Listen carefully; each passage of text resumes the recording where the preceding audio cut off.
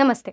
आप सबको पता ही होगा कि हमारे शरीर का निर्माण 55 से 70% तक पानी से हुआ है। हालांकि हमारे पूर्वजों ने जोर देकर कहा है कि जल ही जीवन है, फिर भी हम पानी की गिनती जीवन की मूलभूत आवश्यकताओं में नहीं करते, जैसे कि रोटी, कपड़ा और मकान। इसका कारण ये है कि हमें जहाँ अन्य मौलिक आवश्यकताओं की कीमत चुकानी पड़ती है, वहाँ पानी बिना मोल के आसानी से उपलब्ध है। मगर आने वाले दशकों में पूरे विश्व को पानी की गंभीर समस्या का सामना करना पड़ेगा। जैसा कि कहा जाता है कि तीसरा विश्व युद्ध मीठे जल के लिए ही होगा। वर्तमान समय में हम पानी को शुद्ध करने के लिए बहुत अधिक पैसे खर्च कर रहे हैं, किंतु क्या ये खर्च उचित है? पानी की शुद्धिकरण की प्रक्रिया को जानने से पहले आइए पानी के बारे में विस्तार में जानते हैं। पृथ्वी का 96.5% पानी समुद्र में पाया जाता है।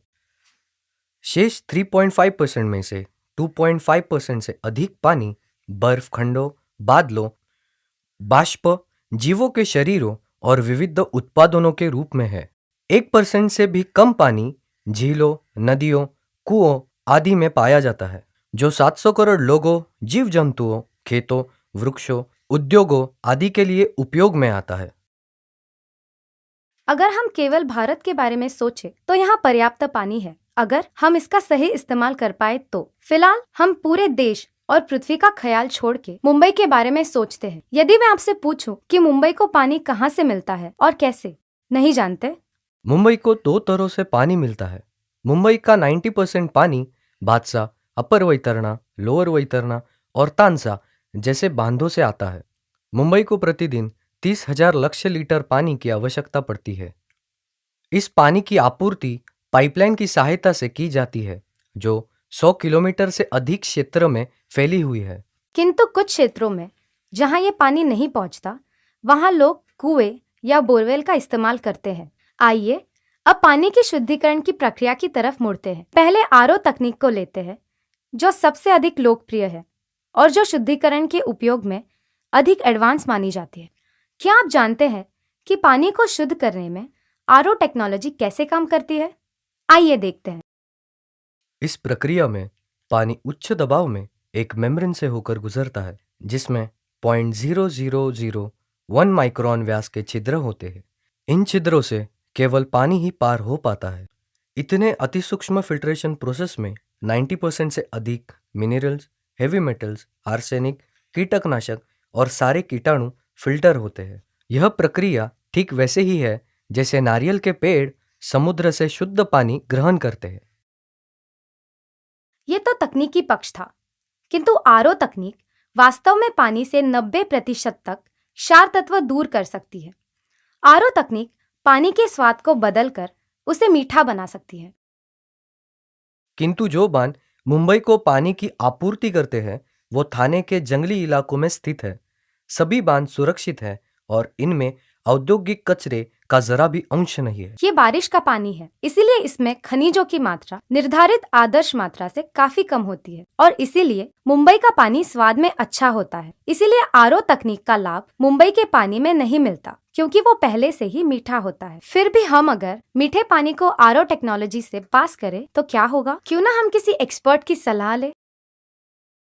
Sir, yes. क्या मैं आपसे कुछ सवाल पूछ सकती हूँ? हाँ जरूर। क्या मुंबई के पानी के लिए आरओ टेक्नोलॉजी के कुछ फायदे हैं?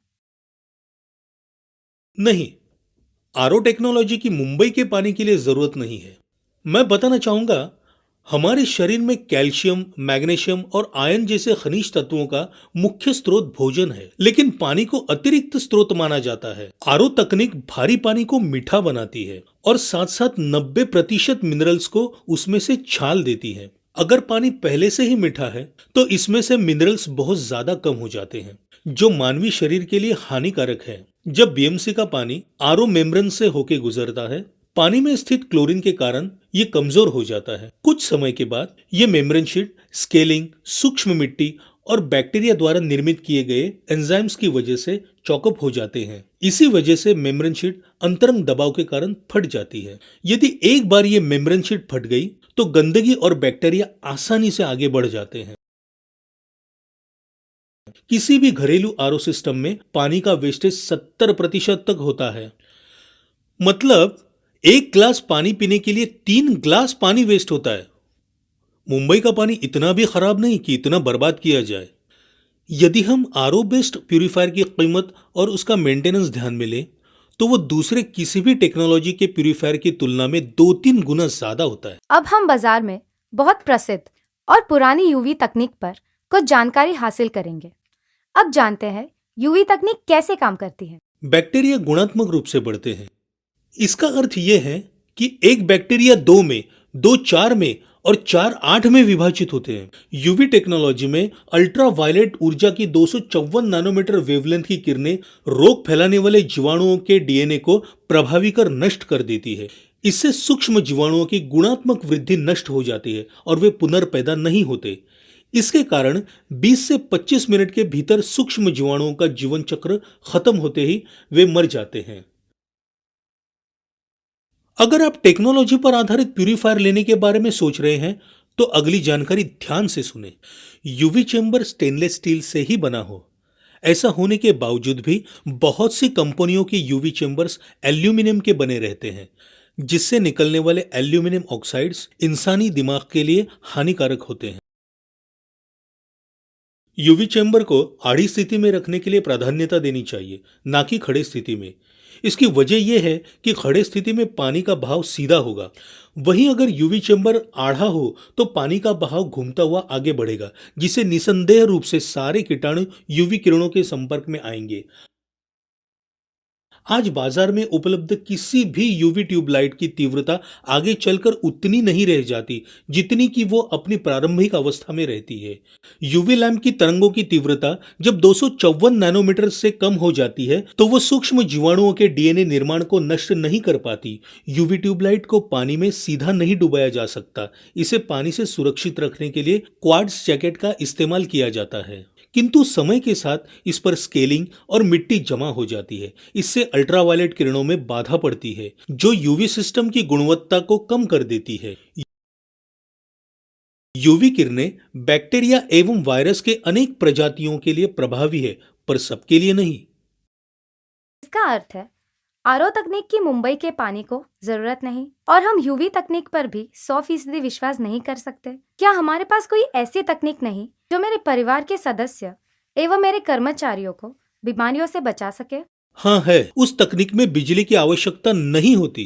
यानी पानी शुद्ध करने के लिए केमिकल्स का उपयोग किया जाता है? नहीं, इस तकनीक में कोई रसायन प्रयोग में नहीं लाया जाता, किंतु फिर भी यह तकनीक मुंबई के पानी को शुद्ध करने में सक्षम है।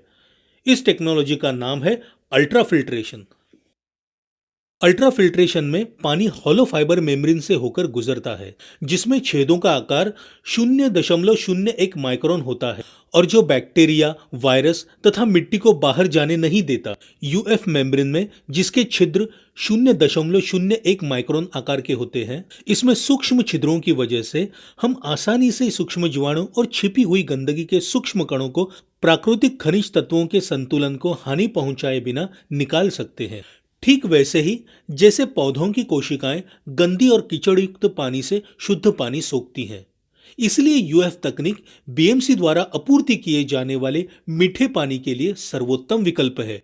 यूएफ तकनीक के फायदे: सभी प्रकार के सूक्ष्म जीवाणु तथा सूक्ष्म मिट्टी के कण निकालने में अधिक सक्षम, बिजली की आवश्यकता नहीं, किफायती दाम और कम से कम मेंटेनेंस।